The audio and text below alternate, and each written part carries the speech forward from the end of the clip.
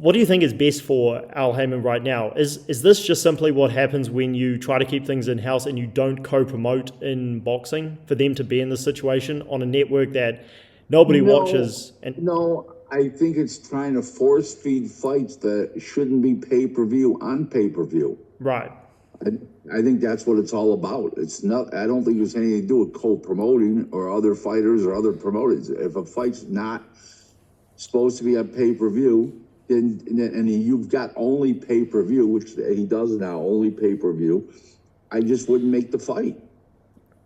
right. That's all there is to it. Well, You know, he's trying to, he's got no empathy for boxing. And what I mean by that is he just doesn't really have a feel for it. And he asks all these other people, and everybody just keeps agreeing with Haymon. They're afraid to say yes. I'm sorry, they're afraid to say no to Haymon. They're just a bunch of yes men. So because of that, this is the crap you get. And, because he's afraid to, people are afraid of the guy. And there's no reason to be afraid of him, man. Just tell him this fight's not supposed to be pay-per-view, Al. People aren't buying this crap. So that's just the way it works. do you think, I've been wondering this for a while, do you think the fighters are as big a yes men as the businessmen around Haymon? Because just here's a couple of examples, and I know there's endless, but Keith Thurman has fought one time in 5 years, which is almost ridiculous to think about. Andrew Ruiz, I've lost count of how many fights he's turned down. Deontay Wilder, similar thing. He's been inactive for a long time. Stephen Fulton, he hasn't fought since losing to Naoya Inoue. Inoue is about to have his second fight since crushing Fulton.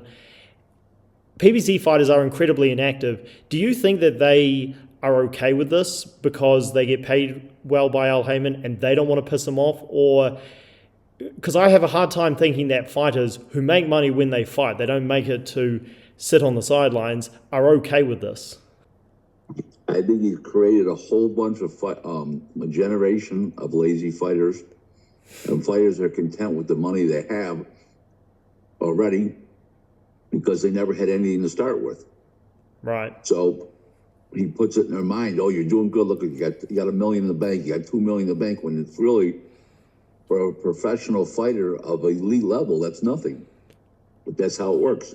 Again, they were able to get Canelo because they were able to do a deal with Golden Boy, and like you said, that's the fight that Canelo wanted.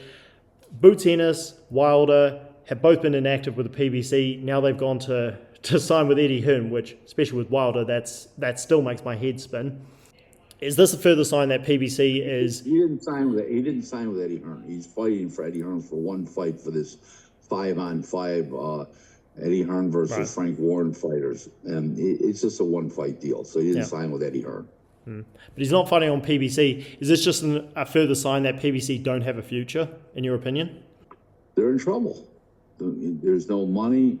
Haymon's disappeared since Monday, December 18th. Who knows? I don't think they have a good future. If I was buying stock in a company, I will surely be buying stock in PBC. Right. Especially not under their present ownership and management and executives. It's not a viable company. But losing Boots Ennis, the issue as far as I read with him was with Now Boxing. Was that related to PBC in your opinion?